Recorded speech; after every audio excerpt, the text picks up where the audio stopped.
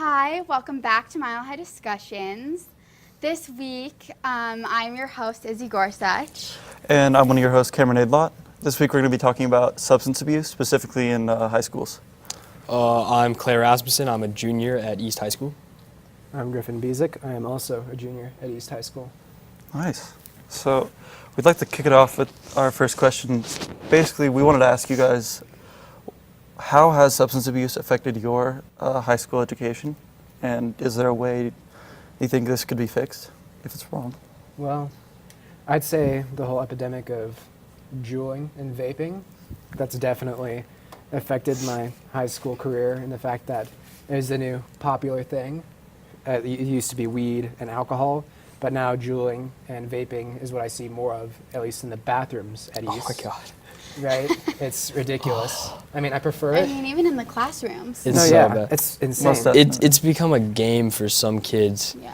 to see if they can get, like, if they can JUUL in class without the teacher noticing.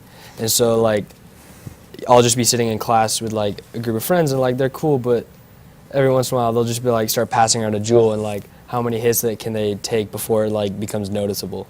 And it's like, stop, like, please. Like, really? Yeah, it gets quite frustrating in the bathrooms Yeah. too, when you're just trying to go to the bathroom and then there's 6 kids in a circle blocking your way to the toilet, just vaping, and it's... I'll be honest, I prefer the fruity smells of the JUUL as the smells in the bathroom. That's just me. But I think the big issue is the fact that JUULing by like people who are older than us, so like adults, they frown upon that, and even some of our peers will frown upon JUULing. And maybe that's what makes people interesting when they do it. It's the fact that it just might be sort of a taboo to do it, because we live in a state where weed is legal. So that, therefore, that takes a little bit of the trouble, a little bit of the excitement from doing it, I'd imagine, because doing something illegal always seems to be more interesting. But with JUULing, what makes it more, I guess, exciting? And like, how is it transferred into abuse? Like, how is it Yeah. become to the point where it's just too much, and they become like what people call fiends, which are people who are like irreparable? Right. I also think we should probably define abuse. Like, what would you guys define abuse as?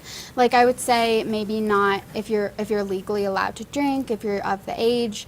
I wouldn't say that is abuse, but I definitely think there's like a fine line between like having fun and it not being funny anymore, and it just being kind of sad. I think when you take any sort of drug like liquor or weed or anything out of like a party setting, because like at a party everyone's having fun. Right. If you're having fun and you're still aware of what you're doing, I feel like it may not be legal, but the use of that substance is okay. Right. But if you're using it in like by yourself in your house, like with no one around, or As like a numbing purpose. yeah, as a numbing, or like you're just trying to like get away or escape, then you're sort of abusing Yeah. the purpose of that drug. Most definitely. I actually, I have a couple friends who I know for a fact go to school high every single day. And I constantly ask them why they do that. And they say because they hate school. And I'm like, then why do you go in the first place? Right. If you're just going to be in there and sit in there and be high and not learn, then what's the point of going? Right. No, I agree. How do you guys think like social media or music has an effect on substance abuse Well, in high schools? on like Instagram, I've seen pages that are completely dedicated to JUULing and like vape tricks, like where you blow the cloud out of your Yeah. mouth and you inhale it through your nose. But I never saw that for anything like weed, and I don't think there's any tricks you can do with alcohol besides, you I know. mean, there's games. Yeah, and Yeah. Die Yeah. or porn, Yeah, you can but- die. I mean, that's pretty interesting, right? But there's actual like social media accounts dedicated to showing people, like this community of people that JUULs, cool tricks and stuff that appeals to them. So the way that JUULing, at least, and like the abuse of JUULs and vaping is different from like other substances that are abused, is the fact that there's a community and it's normalized through social media. And like if you've looked at advertisements for JUUL and stuff too, like it's just normal. Alcohol and like that kind of stuff, those commercials tend to be more mature, and like you talk about like where the stuff is brewed. There's like Colorado Pride if you're looking at like local breweries and stuff. But with the JUUL, it's different because the idea of abuse doesn't even cross the minds of some teenagers, which is a Right. problem. And I think that's why the FDA cracked down so hard on it, is like taking away those flavors that are like more attractive to like younger ages. I also think there's like a level of popular like notoriety that's and like public awareness that's given to people who Juul, like Vape God, who went on CNN and had a personal interview and was blowing fat clouds, and he said that vaping and JUULing helps his drip, which is so funny. But it also makes people think, well, if he's doing that and he's funny and he's obviously popular, doesn't that mean when I do that, I'll be funny and I'll be popular and I'll be seen in a public setting? Yeah. Yeah, that's a good question. I've definitely noticed that like a lot of people are focusing on specifically JUUL, like the company JUUL. Yeah. And what I've noticed is that people have started to just move to different things. Like if they're already addicted to nicotine, then what's going to stop them from buying like a slightly stronger vape and just getting free juice for it? Like Right. with like big box mods and stuff that I see some of these kids have. It's like you can buy any flavor juice you want and it doesn't matter. It's like a little bottle will last you a month. Well, is like alcohol and weed, are those things still considered like the mature people drug or like the cool people drug? Because it also depends on how you look at the like the three drugs that we're talking about. So like vaping, which is like pure nicotine, then you get weed, which also includes nicotine, and then alcohol. All of them are like addictive one way or another, right? But how are like weed and alcohol different? And like from what I've seen, it's like weed and alcohol are kind of like adult drugs in the fact that, or adult substances in the fact that you can buy alcohol at a bar, and in the case of JUULs, you can find like pods for them at like any convenience store or most convenience stores. They're even advertised, even though it is illegal for people. I don't know the legal age for vaping, It's but 18 in Colorado, but 18? nationally it's 21. really, Yeah. well, that's another problem, right? Because you have these, just the way the drugs are seen. JUULing, I think, is seen as fun, whereas if you want to seem mature and rebellious, you take, say, alcohol or weed. Do you think alcohol, like, or choosing not to vape or drink, like, do you think that changes, like, how people view you? I feel like it definitely limits you in some of the friends you can have. Yeah. For sure, from personal experience, it's hard to make friends with people you don't have anything in common with. Right. And so for kids whose whole world or like whole social construct of themselves revolves around their the party animal that they are, and them going to parties and getting wasted every weekend and showing up to school drunk or high or whatever, it makes it really hard for someone who's not into that to be their friend. Right. And so when you have an entire generation that aspires to be someone who's a party animal, who's wasted all the time, it makes it hard for the kids who want to resist that to be popular and have a social life. Yeah. So, like, I know that I don't abuse substances, which, like, I know the definition of abuse is a bit up in the air. And I think that it's just more along the lines of, you know, using it to the point where it's detrimental to yourself and others, right? Like, I don't imagine having a glass of alcohol is bad. Like, a glass Yeah. of beer is like, morally or horrible for you, unless, like, religiously you're against it. But, like, getting completely wasted and starting a bar fight, that's probably under, like, the category of abuse. Yeah. But I know, like, I don't do that. But I know, like, when I was going in for my AP test last year, AP World, this dude who got a 5 was drunk during the test. And even though I don't drink or like, smoke or any of that, I could not help but appreciate that guy for being drunk and getting a 5, even though, like, I don't do any of that. So, like, that is Yeah. abuse, I suppose, showing up to school drunk. Yeah. I'd categorize that abuse. I don't know if you guys will, but I will. And it's just, even though I don't do any of those things, I can still relate to those people, but it's harder, and not only that, it's just a bit less honest, I feel. But maybe that's just me. Yeah. Right? Do you think that our administration in schools has done enough to combat substance abuse? I know they're obsessed with kids being late. Oh, don't even start. No. I don't know. I feel like in years past, like freshman, sophomore year, they weren't cracking down on it, But at that point, it also wasn't such a public, like, it wasn't such a public thing to see people JUULing in class and JUULing everywhere you went. So I feel like the administration definitely isn't doing a lot and is maybe focusing its attentions on stuff that isn't as important. But they definitely have like stepped up their game a little bit. Well, yeah, they've had to adapt in recent years because so Yeah. many kids have access to it. I Yep. know so many kids with fake IDs who Oh yeah. can just walk in anywhere Or and with like get whatever they want or for an any older of their friends. sibling or like an uncle or just Exactly. someone who's like, yeah, I don't really care that I'm buying you weed or alcohol. Well, It's yeah. something more accessible now. Oh yeah, for Yeah. sure. I mean, Do you think could, parents that let their kids smoke are moral? I mean, I don't know. I feel like if it's meant to have fun and if like if the parents are there or they're with someone they trust and it's like in a safe setting and the parents know nothing bad is going to happen, then there's nothing wrong with getting a little high or having something to drink. But if it's like outside of a safe setting or the parents are just like not caring what the child is up to, and then you get to question the morals of that parent. Yeah, I think what it really comes down to is whether or not you know what your child is doing. Because I have a lot of friends whose parents don't check in with them Yeah. over text, don't know where they are at all, and it's kind of alarming when you see them like out and about, like doing these things on like Wednesday afternoons, like getting into trouble, and then you're wondering like, where is this kid's dad or mom? Like, what are they doing?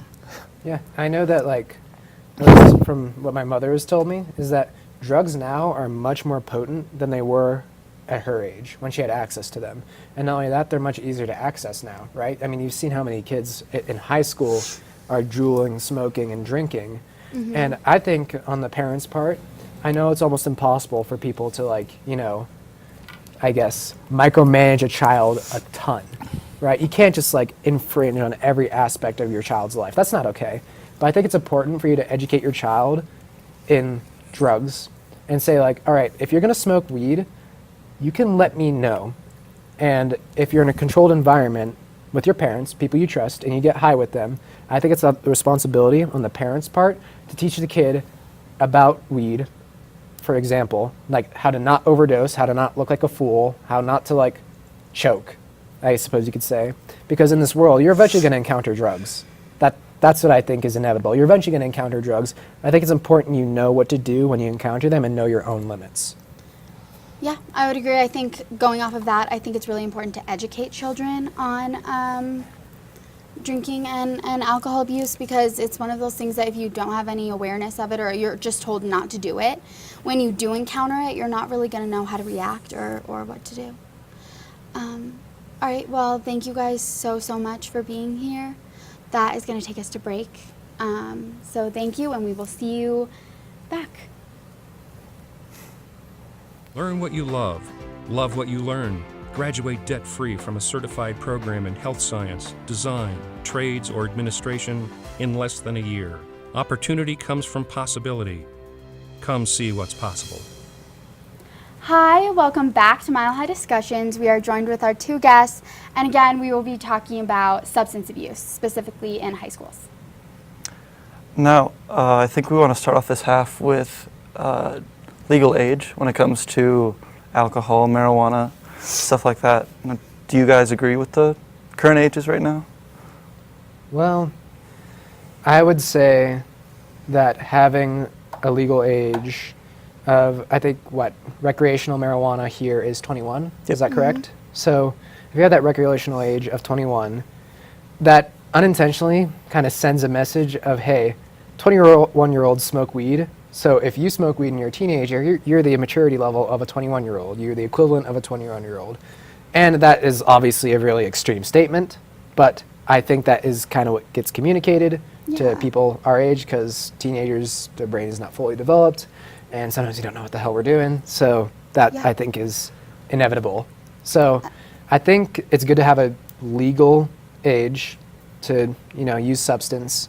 I can't say whether or not it's too old or too young, but I believe it's, if you get it like way too old, people are going to find a way to use it no matter what, and by then it'll be illegal, and then that's just a problem. Yeah.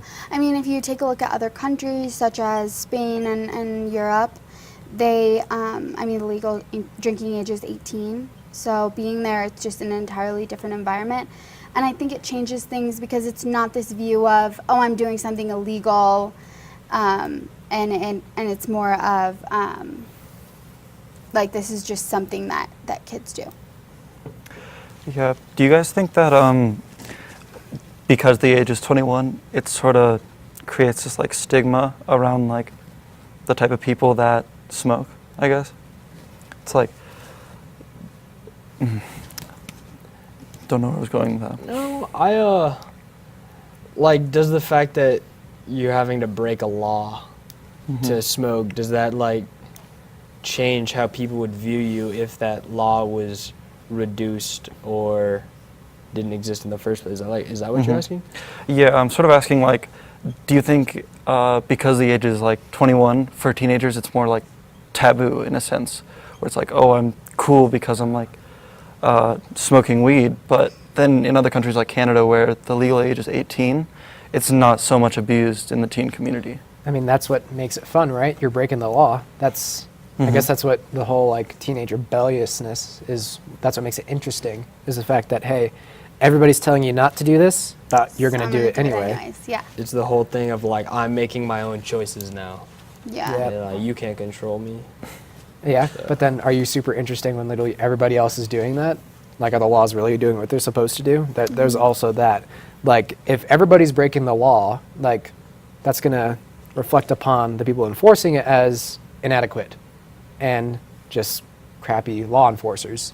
So you got to find the nice little medium of, hey, people will respect it, and it's not fun to break it.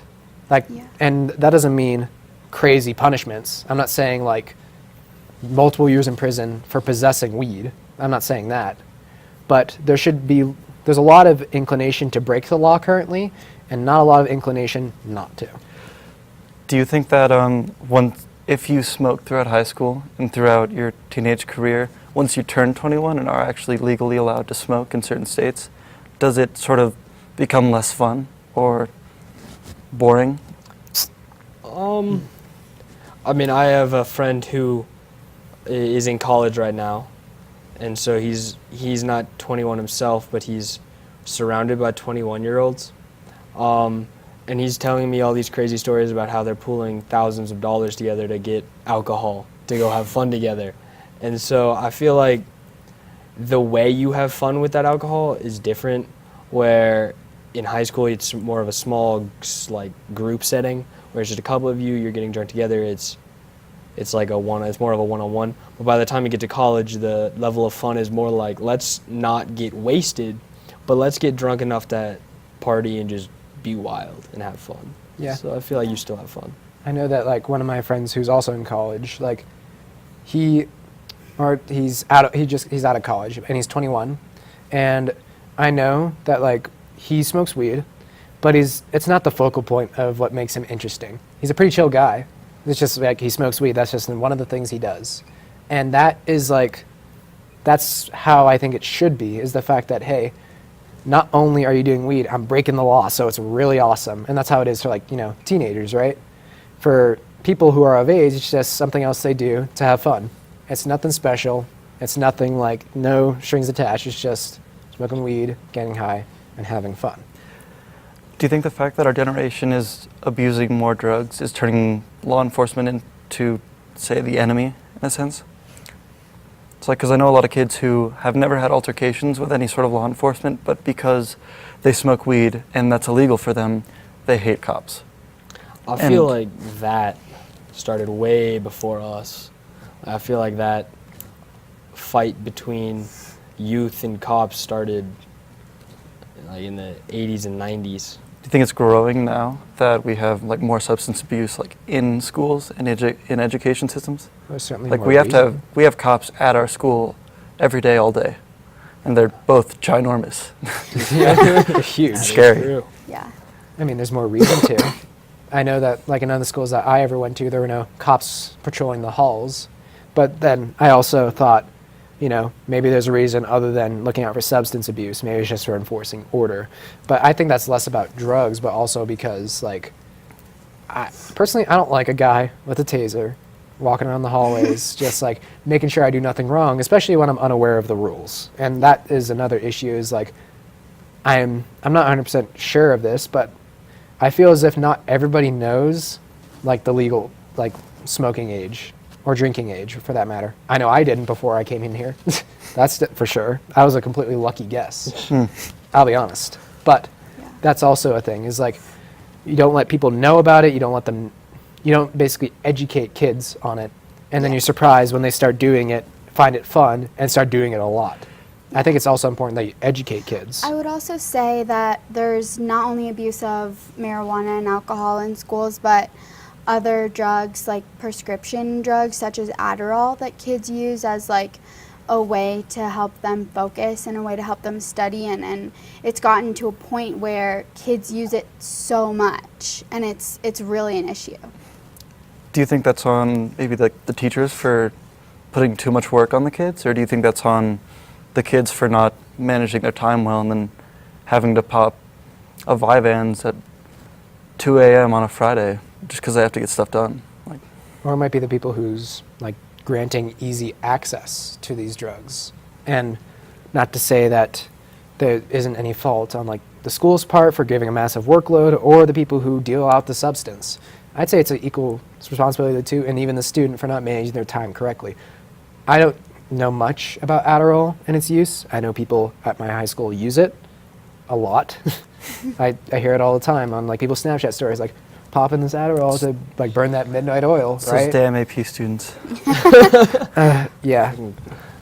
And it just makes me wonder, Con law. like, I don't know anything about this, but like, I'd like to think I also have a decent workload. But what encourages kids to also do Adderall, like beyond the stress of that? Is it because it's cool? I think, like I see it on Snapchat stories a lot, is that is the most interesting part. Is that not the fact that they're burning the midnight oil, but also that they're doing Adderall to get that stuff done.